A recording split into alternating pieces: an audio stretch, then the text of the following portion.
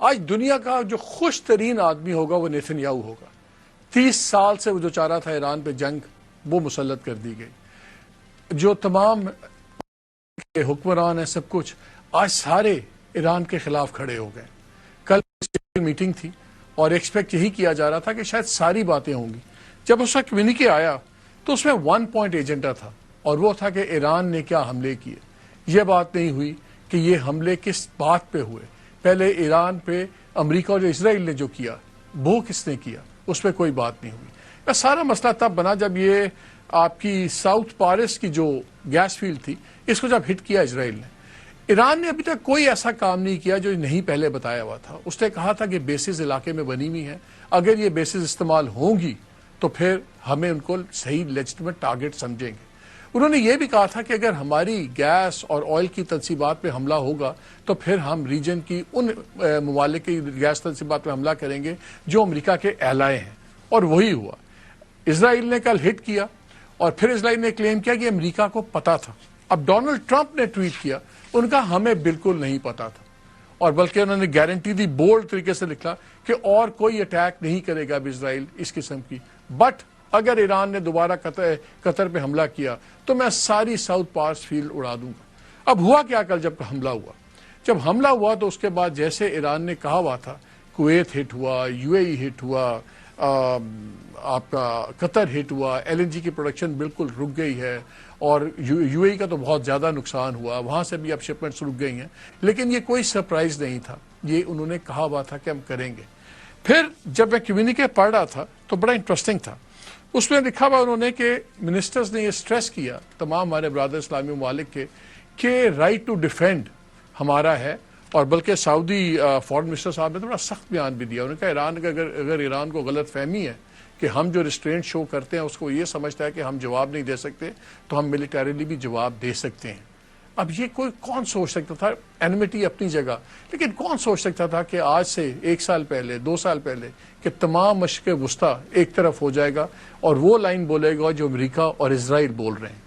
لیکن آج یہ ہو گیا, اور یہ اسرائیل نے ہی یہ ساری واردات ڈالی.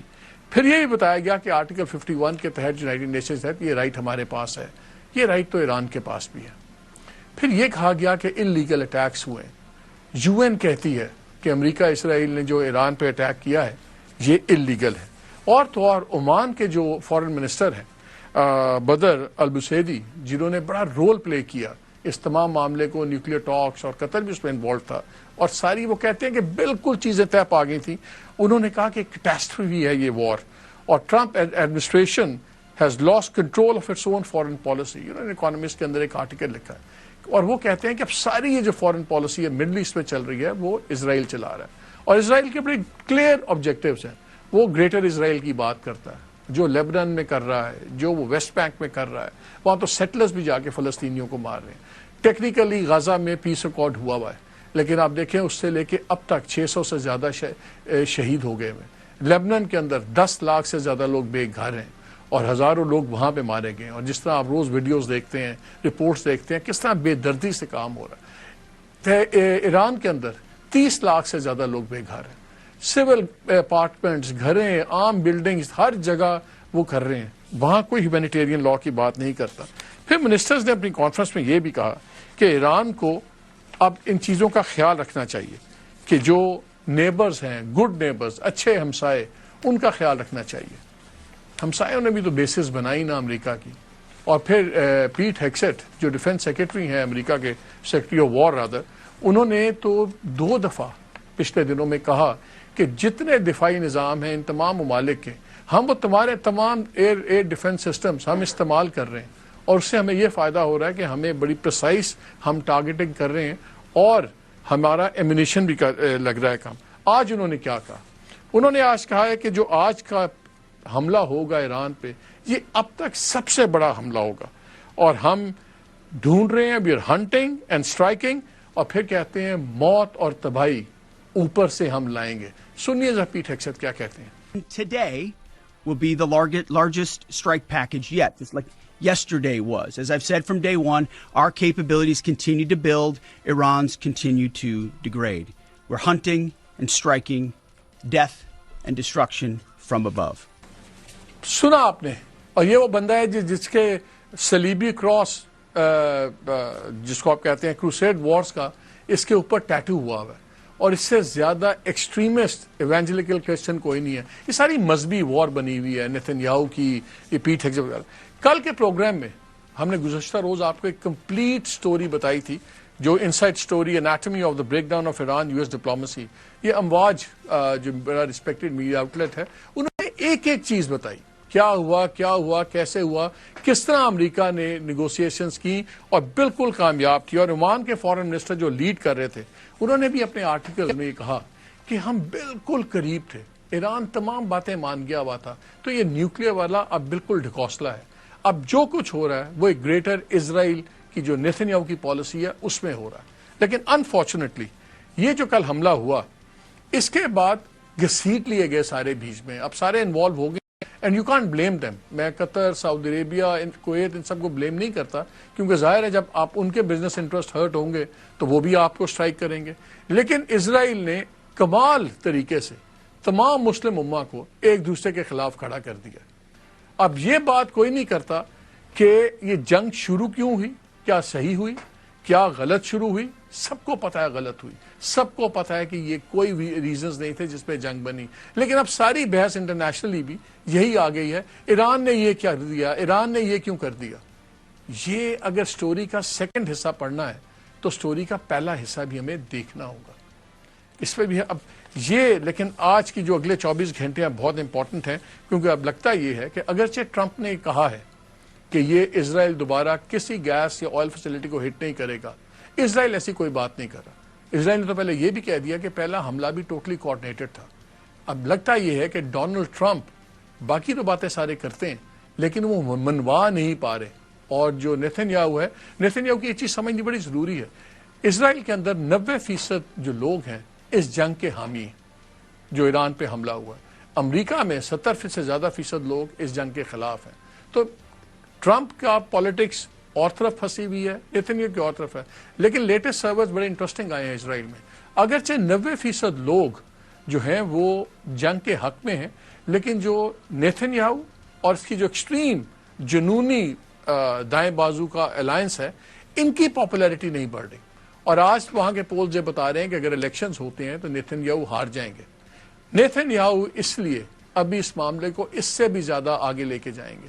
اب یہ بڑا کڑا امتحان ہے ایران کے لیے کہ ایران کو دیکھنا پڑے گا کہ وہ کیا اسرائیل کے اس گیم پلان کے مطابق کھیلے جہاں اسرائیل کو پتا تھا ایران ریاکٹ کرے گا، یا اب تھوڑا سا اس کو اپنا ہاتھ روکنا پڑے گا. This is for the Iranians to decide.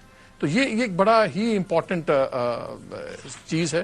اب پتہ لگے گا، کیونکہ جو ایرانین فارن منسٹر کا بھی بیان آیا ہے، انہوں نے کہا کہ ہمارا صرف جو ہم نے جواب دیا ہے یہ ہماری ملٹری طاقت کا بہت تھوڑا حصہ تھا، اور یہ ہم نے صرف ایک جواب دیا ہے.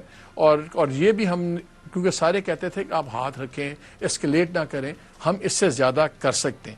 لیکن انہوں نے کہا کہ آئندہ ہمارے پہ حملہ ہوا تو پھر اب زیرو ریسٹرینٹ نہیں ہوگا. اور zero restraint of infrastructures are struck again. اب ڈونلڈ ٹرمپ کہتے ہیں کہ کوئی نہیں دوسرا حملہ ہوگا. رکشے کہتا ہے، ایران کہتا ہے ٹھیک ہے اگر نہیں ہوگا تو ہم بھی نہیں کریں گے. سعودی عربیہ کہہ رہے ہیں کہ اگر آپ نے حملہ، آپ یہ نہ سمجھے کہ ہم کمزور ہیں. جو دوسرے ممالک ہیں، اب یورپین یونین یا یورپ، وہاں کی بھی میٹنگ ہوئی، انہوں نے بھی ایران پہ بات کی، لیکن کم از کم وہ ساتھ کھڑے نہیں ہوئے تھے. ایک چیز تو واضح ہو گئی ہے کہ مڈل ایسٹ میں سمجھ تو آ جانی چاہیے سب کو کہ یہ جو امریکہ کو اڈے دینا تھا، انہوں نے ان کی سیکیورٹی بڑھائی نہیں بلکہ خطرات زیادہ پیدا کیے ہیں. کیونکہ at the end of the day اگر یہ جنگ نہ مسلط ہوتی تو نہ سعودی عربیہ، نہ کویت، نہ یو اے ای، کوئی بھی ان حملوں کی زد میں نہ آتا. اور اگر جب زد میں آیا بھی ہے تو کتنا بچا پائے ہیں ان کو. اب یہ ٹرننگ پوائنٹ اب آ گیا مڈل ایسٹ میں، بیکاز اگر آج یہ نہ سمجھے تو پھر آنے والے دنوں میں ان کو ایک بہت ہی خوفناک ہیجمن اسرائیل کے ساتھ ڈیل کرنا پڑے گا. وہ اپنے سروائیول کی جنگ لڑ رہا ہے نیتن یاہو.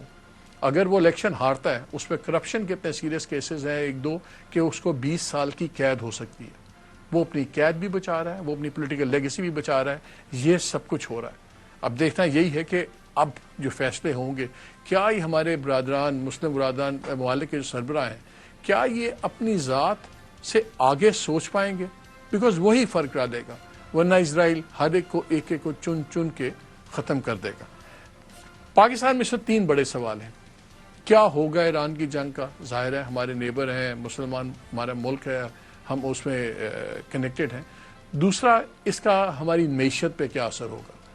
اور تیسرا جو ہمارا مسئلہ چل رہا ہے وہ ہے ہمارا افغانستان کے ساتھ. ابھی ایک ٹیمپرری سیز فائر پاکستان نے کیا ہے، جو افغانیوں نے بھی ساتھ دیا دیا، ہم بھی کر رہے ہیں، بھائی تم نہ کرو، ہم آپ کی ٹھکائی کر رہے ہیں. ہم نے بھی کیا.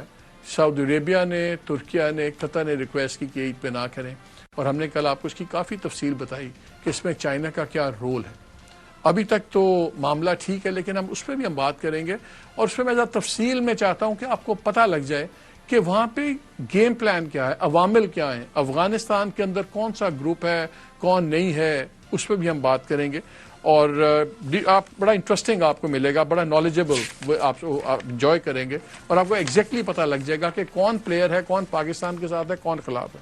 اور جہاں تک رہے گی بات معیشت کی، پروگرام کے آخری حصے میں ہم بات کریں گے. ہمارے ساتھ minister of state for finance ہوں گے بلال کیانی، کہ ہم معاشی طور پر کیا ہماری تیاری ہے اگر یہ جنگ کچھ دن چلتی ہے، ہم کتنے پریپیئرڈ ہیں، اور اس وقت سچویشن کیا ہے، بیکاز آنے والے دن پاکستان کے لیے بہت ٹف ہوں گے.